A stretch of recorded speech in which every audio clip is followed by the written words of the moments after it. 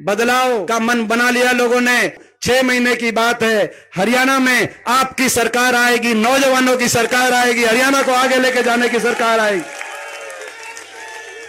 ना प्राइवेट के अंदर नौकरी और ना सरकारी नौकरी। सरकारी नौकरी या तो समाप्त कर दी गई, 2 लाख पद समाप्त हो गए, और जो बची या तो वो भर्ती घोटालों की भेंट चढ़ गई। 5 साल तक भर्तियां निकालते नहीं है, जो निकालते हैं उनमें बाहर के बच्चे ज्यादा भर्ती हरियाणा में होते हैं। हरियाणा वालों को तो बाहर कहीं मौका मिल नहीं रहा। एक के बाद एक लिस्ट आई, एसडीओ की लिस्ट आई, 80 में से 78 बाहर के एसडीओ इलेक्ट्रिकल की लिस्ट में, 99 में से 77 बाहर के इस साल। अभी असिस्टेंट प्रोफेसर इलेक्ट्रिकल की लिस्ट आई, उसमें 156 में से 103 बाहर के। ब्लॉक डेवलपमेंट पंचायत अफसर की अभी 7 पंचायत अफसर लगाए, 7 में से 5 बाहर के, केवल 2 हरियाणा के बच्चों को मौका मिला।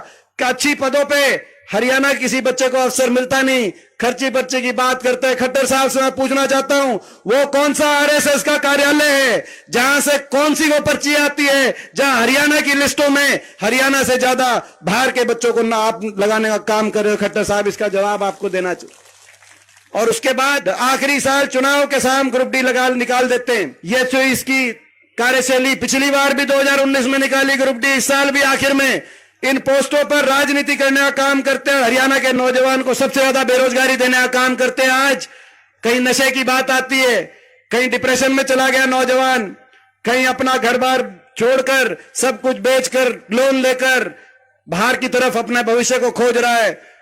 मगर मैं हरियाणा के नौजवान से कहना चाहता हूं, ज्यादा इंतजार नहीं करना पड़ेगा।